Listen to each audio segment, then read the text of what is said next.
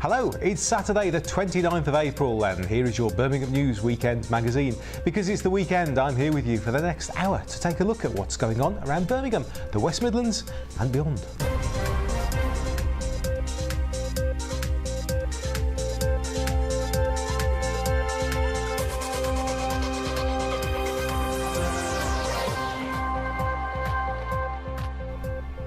Yes, welcome to the Birmingham News Weekend magazine, and it's another bank holiday weekend. So coming up on today's show, we'll be seeing what's up on this week's community notice board.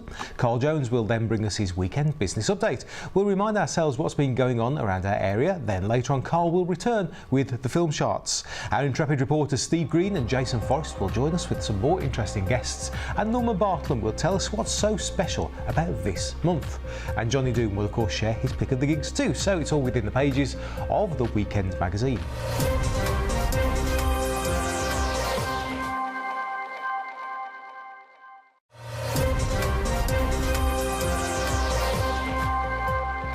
Welcome back to the programme with me, Lee Bannister. Carl Jones will be back again shortly for his regular weekend look at the silver screen. But now, over the past couple of weeks, Steve Green and Birmingham rock guitarist Joe Dempster have been discussing the vibrant local punk rock and heavy metal scene, as well as the horror movies which have influenced the music produced by Joe and his band, the Bloodthirsters.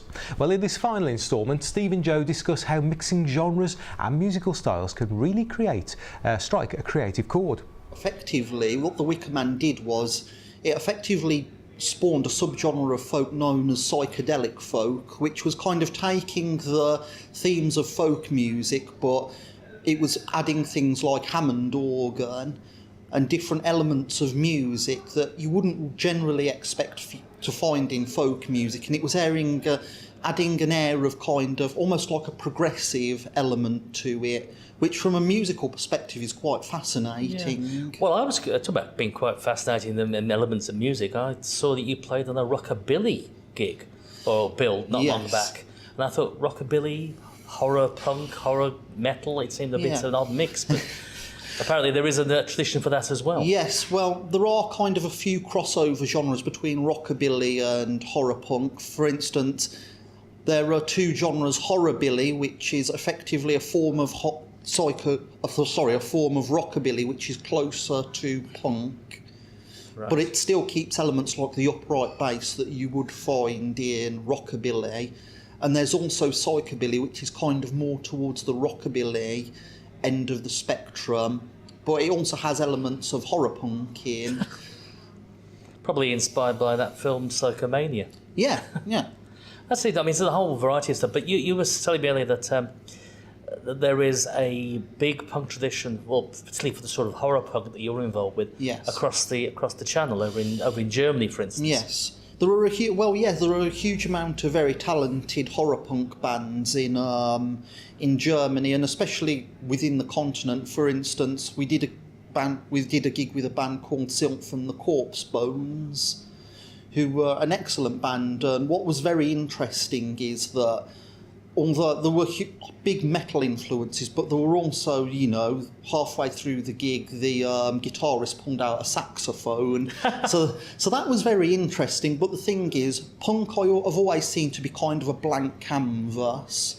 Whatever your influences are, whatever you want to put on it, you literally just paint over the top of it. I think music is a medium that you can actually put almost anything into, as long as you do it with sincerity and heart. Yes, it will work. Well, hopefully, maybe it won't work, but at least you'll have made a conscious effort. I mean, one of the weirdest albums I ever bought some years ago was a collaboration between the Hilliard Ensemble, which is a group of medieval singers, and Jan Gabarek, who is a Czechoslovakian saxophonist. Yes. And you wouldn't think that would work at all, but he uses a saxophone as a voice, so that's again a weird collaboration between two different genres. Well, absolutely, and I mean, this is really how music develops. Like, you take things that you don't think would work, but as long as, people are actually trying it, and people roughly know what they're doing, pretty much anything can work. You can combine genres that you wouldn't think would go together. For instance, in previous projects, I've combined elements of funk with punk, which you wouldn't think would go together. I mean, you wouldn't think of James Brown, with a anarchist's tattoo with an A No. tattoo, you know. No, the man was a king of style. He would never have a tattoo. No, I don't think so.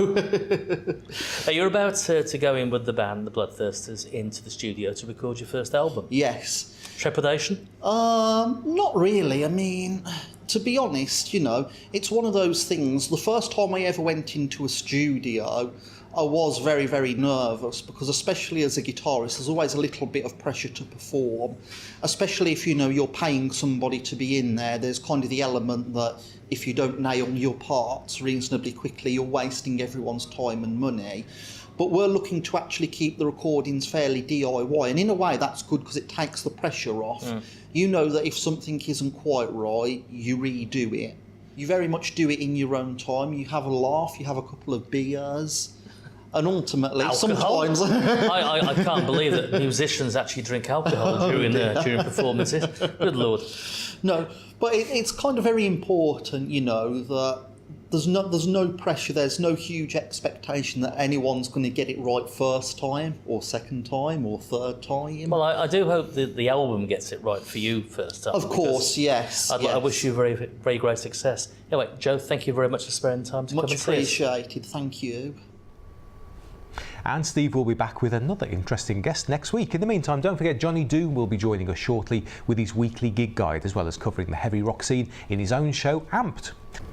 So then, it's time to close the pages of the Birmingham News Weekend magazine for Saturday. I'll be here at the same time tomorrow, though. And then there's more news for Birmingham and the West Midlands every weekday with me at 1, and then Mike is here at 6 and 9 in the evenings. So that's it for now. Thank you for watching, and I'll see you back here at the same time tomorrow. Try a bit.